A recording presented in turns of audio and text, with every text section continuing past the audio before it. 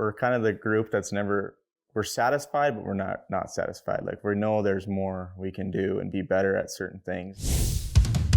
Living life, living right. If you want to ride with me, you better hold on tight.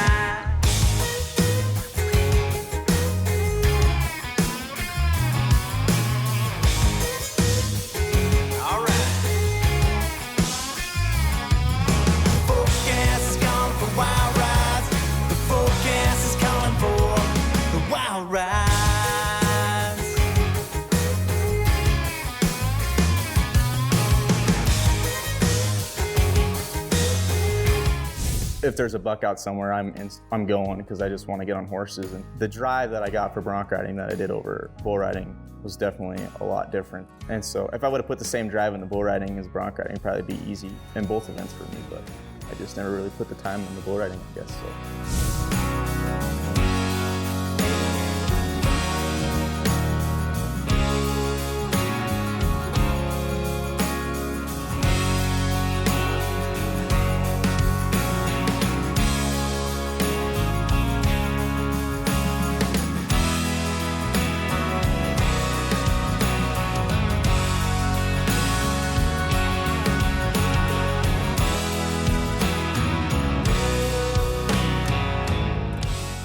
We live at a cow-calf ranch just about 28 miles south of Faith, South Dakota. Grown up on a ranch my whole life. When I was out there doing school, we went to Union Center, which was just about 20 miles west of where we lived. When I got into high school, I went to Faith, South Dakota. Always growing up around rodeo, doing that H&M deal, and then my dad, he rodeoed growing up his whole life, and then he used to ranch rodeo quite a bit too growing up, so I was always going around with him to the ranch rodeos to watch and stuff. I've always been around it and always been intrigued by it and wanting to do it and stuff, so when I got to be 8 years old, started doing the 4-H rodeoing, and then kind of did everything you could do that you were able to do, and then just kind of progressed up into that deal. And then when I got into high school, I big into roping, and so I did a lot of team roping and calf roping.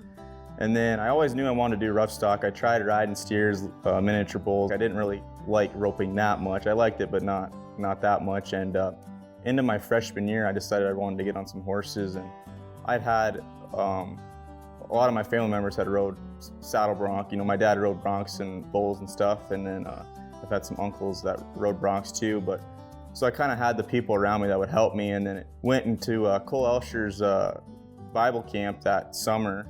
And went and got on some horses and got on my first ever bucking horse, rode it. I never even had been on a saddle horse that had bucked, and anyways, rode it and thought I was on cloud nine. Did that, and then just kind of, after that, I was just kind of hooked on it, I guess. I kind of started practicing more and paying attention more to the bronc riding, and my sophomore year I was roping, and then I ended up getting into steer wrestling too and riding broncs. I really liked the steer wrestling and bronc riding, so my junior year I just dropped the roping events and just focused on steer wrestling and bronc riding. And that year I made the high school finals in bronc riding and got an offer to go to school in Sheridan for right out of high school. So I went up there for a couple of years and was on their rodeo team and got to meet a lot of really good people up there, really good friends. It was a great time. I graduated there with a farrier degree, and then I was gonna be done with school. And halfway through the summer, Eudell Larsen reached out to me and was trying to get me to come up here. And I don't know, I was on the fence about it for a while, and finally I decided to see how much longer he'd beg for me to get up here. So he finally twisted my arm and got me to come up here, and he's helped me tremendously. Within the first 2 weeks, we didn't really get on horses right away, but we kind of went back to the spur board and the basics. He broke everything down, stuff that I didn't even realize you really needed to focus on or pay attention about for bronc riding, and it has helped me tremendously, and I haven't looked back since, I guess. So I didn't realize how much fundamentals went into it. Like, you know, lift and stay back was all I was ever told, but he would you break it down, like muscles you use and just like little things on the spur board to do. The reason why I would say that saddle bronc hooked me was, a lot of it was, I would definitely say why I was so intrigued by it, was I had family members, like I said, growing up that did it. My uncle, DJ Martin, he was a pretty dang good bronc rider growing up, and I remember going to his rodeos. He was kind of the only one of my family members that was rodeo. When I got the chance to finally ride broncs, my parents didn't think I would do it or last long because I was kind of scared of everything, I guess, at the time. But yeah, like when I went to Cole Elster School there in Faith, I got on a horse. I wasn't really nervous or nothing. I mean, I was kind of more excited than anything. And then yeah, when I got on that first horse, I made a good ride, and then the horses afterwards, you know, I just got thrown off a lot. But to me, I just there's such a thrill, and it's also I like to spend money and save money. So with the rough stock part of it, you only got to worry about yourself and a saddle and a car. You know, you don't have to worry about another horse and hay and everything like that. So it was a little cheaper too, so I could save some money to go spend some money elsewhere, you know. So the people I was around, like in Faith, you know, there's all sorts of bronc riders from there that you were really good or just you made the NFR and everything like that. So I had people in every corner to help me with everything, and so it was just a lot more easier for me to get involved. Hey everybody, Joe Beaver here. We're promoting Hart Trailers. We're talking about the product. Let's just get into it. From the first weld to the last inspection, we as Hart have done all we can do to guarantee you've got the best trailer your money can buy. They pull good. I don't have any trouble with them. They are user friendly. I want you to know that if you have a doubt one, don't buy it, because there's somebody else that's gonna buy it right behind you. Keith Maddox was a huge inspiration in my life. He was probably the most positive person that I ever met. When we were ever faced with a challenge and anything, he would say, "Don't worry about it, ain't nothing but a thing." We're wanting to keep his memory and his legacy alive, so that's what that stands for, Positive Times. We choose to look at everything that we do through a positive lens, not a negative lens.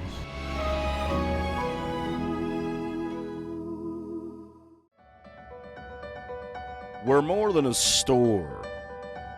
We're more than a brand. We are the lifestyle. We are all things Western. NRS.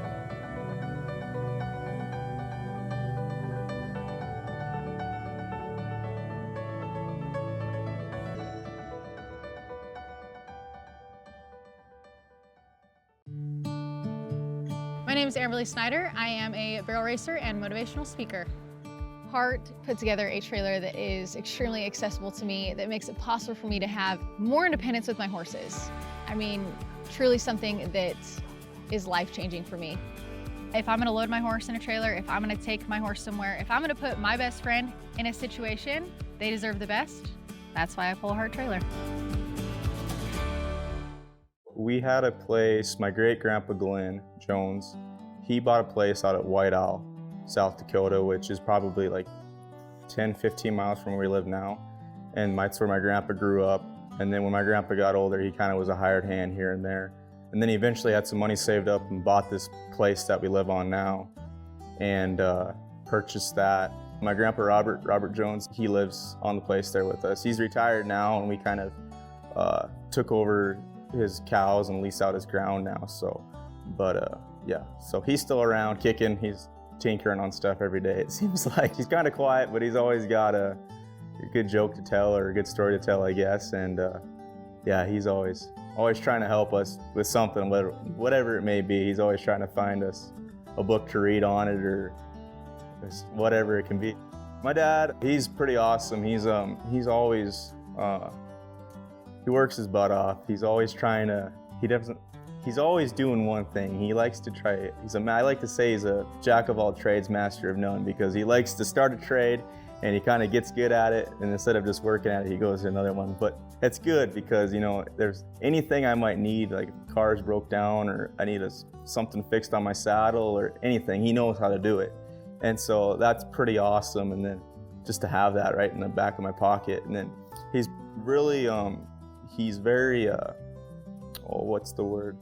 He pushes us. He likes to see us improve, and like, he's always there in our corners helping us whenever we need it. And, you know, he's kind of our hype man too. He don't really think he is, but he gets you know, he don't think he does, but there'll be a sporting event we'll be at and one of us will be playing or rodeoing, and he gets excited just as much as we do, and we always give crap to him about it, but you know, I think it's pretty cool. It's cool to have a dad like that, I guess, and yeah, he's just real handy with everything. He's really handy with horses. I've really looked up to him a lot with horses and stuff. He's very good at reading animals.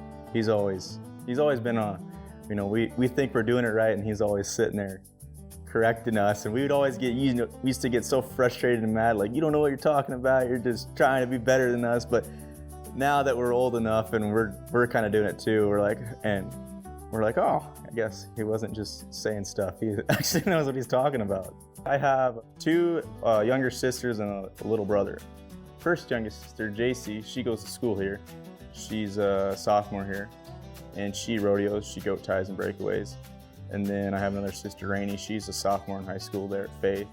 She goat ties, barrel races, team ropes, breakaways. And then I have another little brother, he's 10, and he goes to the rural school there at Union.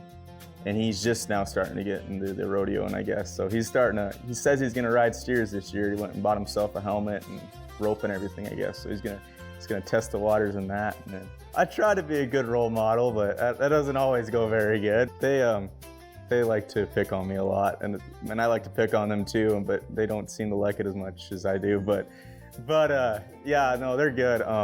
It's fun being an older brother, I guess. It sucked growing up because I would be the one that always get in trouble though.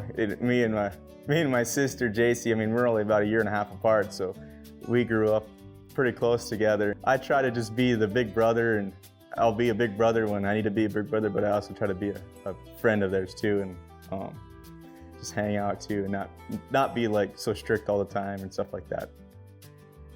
I was always in trouble. I was always trying to flirt with the girls in the class, and I remember in kindergarten there was this girl that we grew up together, really good friends to this day, I just thought I had the biggest crush at her then in kindergarten.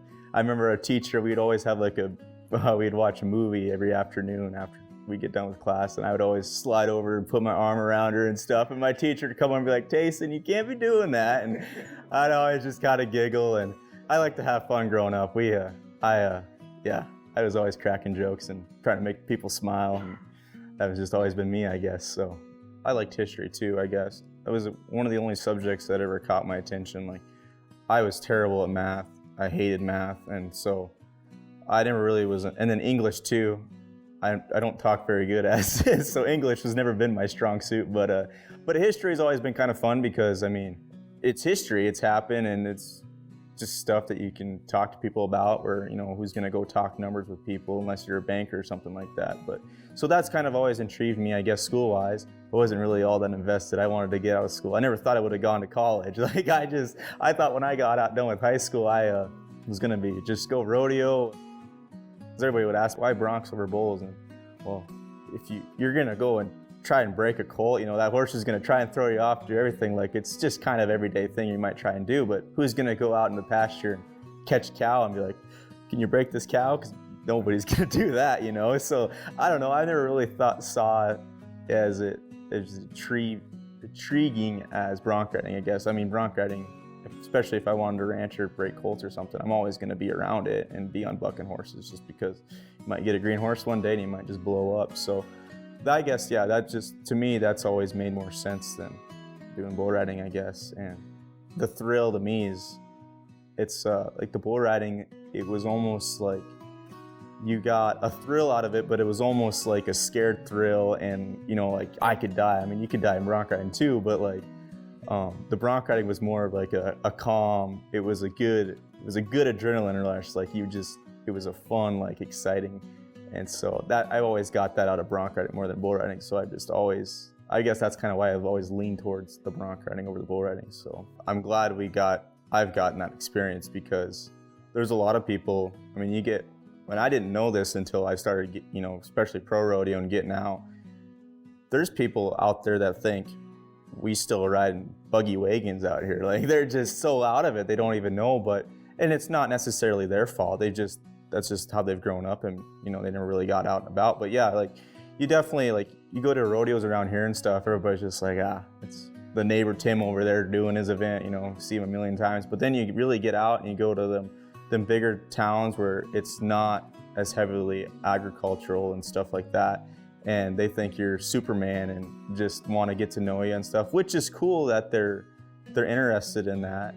And you know, and I'm always, at the time, when I first saw that, I was like, you know, these guys are goofy, but they probably think the same about me. But now I kind of like to be more friendly with them, and if they ask questions and stuff, I'll visit with them about it and stuff. But it's just like going to them rodeos, and you know, everybody's got hats on. Some of them have their hats on backwards, and I always used to make fun of them. And my girlfriend's mom had always told me, I would always talk about make fun of them, and she told me one day, she's like, you know, you gotta think about it though. They're trying to fit in though. I mean, that's kind of cool that they're wanting to be part of your culture, you know? So I mean, they might have your hat on backwards, but at least they're still trying to fit in, you know? But I still laugh about it whenever I see them. And sometimes I'll go over and be like, hey, hat's on backwards or something.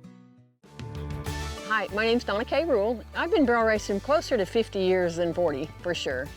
Hart has been in business since 1968, and they have never been known to shortcut anything. There's well thought out things, the head bumper where they back out, sometimes horses will throw their head up, comes with every trailer. You know, those kinds of specifics make a difference. So you should definitely go check out Hart Trailers. It's sure worth a look.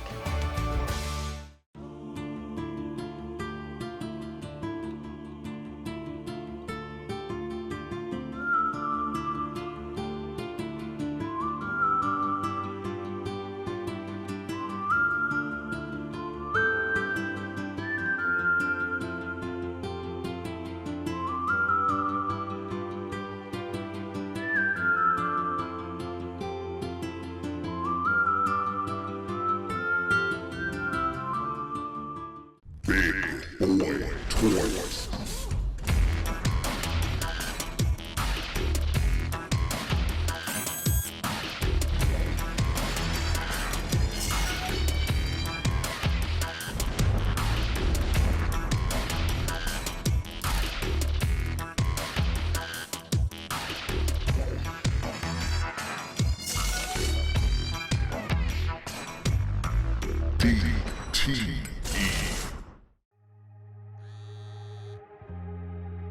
From the moment you wake up in the morning, the steps you take determine the trajectory of your life.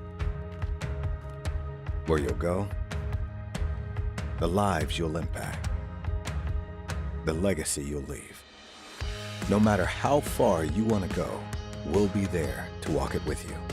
First International Bank and Trust, helping you live first every step of the way. When I tried riding steers and stuff like that growing up, I never was we'd get on practice calves and stuff, but I would never really understand how they did it. Like, you always got to post up on your arm and chest out and stuff. And so it was kind of more of a balance and a reaction with the bull, I guess. And I was never very good at it. And I think a reason kind of was it is I didn't put the work in either, because I thought I wanted to do that at the time, but I just also didn't. But I wanted to do a rough stock event. I just didn't know what it was then. But I thought, to begin with, I thought it was pretty easy because, you know, just lift and hang on and the feet will do the rest. Well, throughout high school, I did that, and I would lift, and I rode a lot of horses, but I could never spur. And so it wasn't until I changed saddles out, I got an older doll and got put in that, and I could spur like easy. And it was just like, everybody's always said, once you do it, it just feels like a giant rocking chair, and you never want to, I mean, it's so easy, and it was a game changer. So it all came together. It was pretty fun. There's definitely a lot more fundamentals to the bronc riding. I mean, the lifting, that's your first priority. If you can start lifting and just getting by, riding, lifting, you're doing good. And then it just kind of flows on from there. And then going to rodeos, I might not have a very good draw, and I get to thinking like, well, this horse sucks. Why am I entered? And so I'm already got bucked off before I even got there. The older I've got and the more horses I get on a lot lately, if I go to the rodeo, and it might be a piece of junk, but if I go there with the mindset thinking, I'm still gonna go out there and do what I can, make a ride, it is what it is, but I still could, possibly go out with a check here. So if I started to work with that more and realize, if I just go in there with a better mindset about things, I might make a ride and make an okay ride, and that horse might be junk, but I might get a re-ride out of it or something, where if I go in there with the mindset thinking, oh, this horse sucks, like what am I doing? I don't even ride it anyway. I get bucked off because I've already lost in my mind. So I would definitely say that my mental has played a big factor in it, I guess. I've always been big on my mental game, I guess. I was really big on it in high school. Like I always knew I could ride anything. I had that little curve, with spurring, but I always knew I could at least ride it. I might not spur it, but I would ride it. And so that helped me a lot. And then when I got into college, I kind of fought my head a little bit, never really got into my mind. And I didn't ride very good like I knew I could. But then once I realized how to control it again, it's been pretty easy. As long as I keep my mind sharp and just keep my mind on the priorities. When I work out, I'll always, like if I'm running or something, I'll turn on a bronc riding video or a tape and I'm just watching that, how they ride, how they do. And it might be a horse that is not a very good horse, but they're still making a good ride on it. So I'm always just trying to make my mind better. And, if they can do it, I can do it. And I know I can do it. There for a while, I was just like, man, I don't know if I really want to even do this anymore. This was actually kind of last summer. I was fighting injuries a lot, and I was just like, I don't know. I wasn't doing good at college rodeos. I think I'd only rode like 2 horses the whole college year I had rodeoed. And I was just fighting my head, fighting injuries, and I just didn't really know what I wanted to do, if I was actually really kind of wanted to rodeo anymore. And then, so I kind of took a couple months off in rodeo and let some stuff heal up and figured some stuff out. And then, like I said, I got a call from Eudell and come up here and started riding, going to some amateur rodeos there later in the summer, and kind of started riding, not great, still kind of fighting some injuries, but was getting by and started winning some money. Well, kind of got my confidence up again. My freshman year, I worked out a lot and I rode good. I did really good. And then my sophomore year, I don't know why, but I just got kind of lazy, didn't really practice a lot, and I did terrible. And then when I started coming here again, I kind of got working out again, eating better, and I'm riding the best I've ever been riding. I know there's more I can put in myself. I'm gonna push myself to the limits because I know I have that potential, and I've been, my family is always telling me, you have the potential. And so knowing people that believe in me like that, I need to start putting more of that into myself. And so like working out and all that stuff, it's shown like this year, like I'm, winning the region, second in the nation. So I am pushing myself, but there's still, I still have room. There's a lot of room to push myself to be even better. My uncle, DJ Martin, he went to school in Faith too for high school, and then he was really good, traveled with Red Limo and all them cowboys from around there. So kind of got to rodeo. And he made circuit finals a few times. Like I've gone and up to live with him during the summertime. I work for him, and he's helped me a lot in the bronc riding. He's gave me a saddle that I use today, and he was pretty wild growing up. And so he was really, really good bronc rider, and really good, kind of wild. But he always tells me, make sure that's your priority first, and that you put more work into it. He was always wanting to go and get on horses and be cowboys, so I kind of always do the same thing. Don't be a sissy and go get on him and this renegade, and I don't know. Go have fun doing it. We're kind of the group that's we're satisfied, but we're not satisfied. Like we know there's more we can do and be better at certain things. And so I think that's good for anybody because the potential is endless for anybody. So to always strive and be better at what you are or whatever it may be. You might be really good, everybody thinks you're really good now, but in yourself, yourself knows you can be way better than that. My goal for this rest of the spring, college-wise, is just to ride every horse. I'd like to win every rodeo. I think it'd be cool to win the rest of these spring rodeos out, but that's kind of my goal right now is just, the rest of these spring rodeos, ride every horse I can and do it right and have fun with it, I guess. If something else happens and I don't get to rodeo for much longer, that's okay too. As much as I love rodeoing and stuff like that, to me, the experiences are more important than anything. Because the people I've got to meet, the places I've gotten to go, or I would have never done had I not rodeoed. So I would say it's a huge plus to my life because I never would have went to college if I hadn't rodeoed. Going and traveling all over around the country, I would never have ever done that had I not rodeoed. I probably would just stay in South Dakota for most of my life, but I want to make circuit finals this year, and then long term I'd like to, be a resist all rookie and then make the NFR. And if that's in God's plans, then heck yeah. If not, there's other things out there for me, then it works too. But it's definitely, I would say it's a huge plus, and I'm gonna put goals out there for me that I'm gonna go and chase and know that I can, beat them goals. And so But yeah, that's kind of my thought on it, I guess. So.